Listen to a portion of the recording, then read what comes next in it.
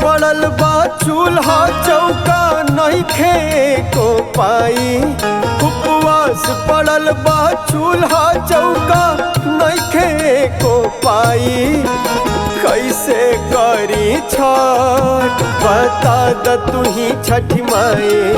हम कैसे करी छठ बता द तू ही छठी माई। घरे घरे मंगनी पैसा घूमी गावा गाई। घरे घरे मंगनी पैसा घूमी गावा गाई। कैसे करी छठ बता द तू ही छठी माई। हम कैसे करी छठ बता द तू ही छठी माई।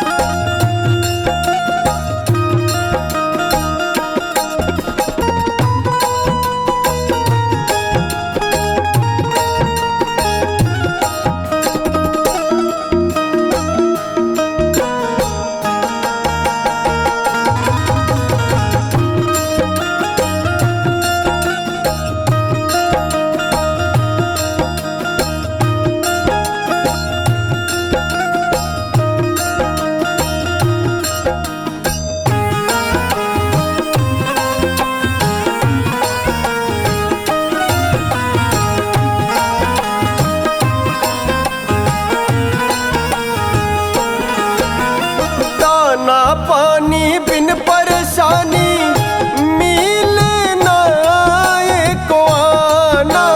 मर्द मानुष बिन घर सोना एक कहीं हम जनाना। दाना पानी बिन परेशानी मिले ना एको आना। मर्द मानुष बिन घर सोना एक कहीं हम जनाना। भाखल भखौटी उतरी कैसे सूझे नहीं उपाई।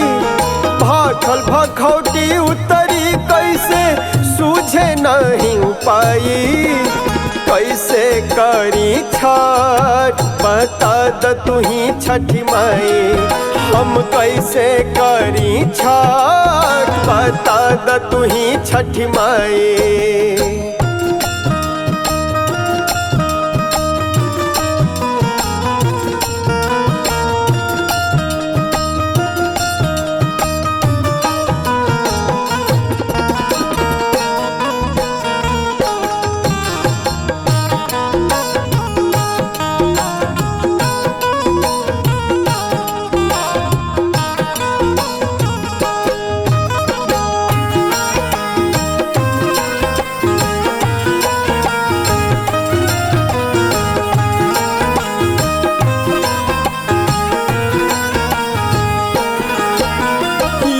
सुनील सोनू के झूठी चूरी जेताने सपारी। रख दी है भल ही बना के माटी के फला फला हरी। यूपी सुनील सोनू के झूठी चूरी जेताने सपारी।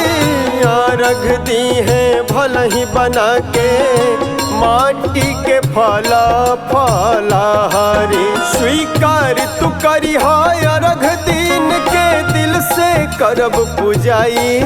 स्वीकार तू करी अर्घ दिन के दिल से करब पुजाई।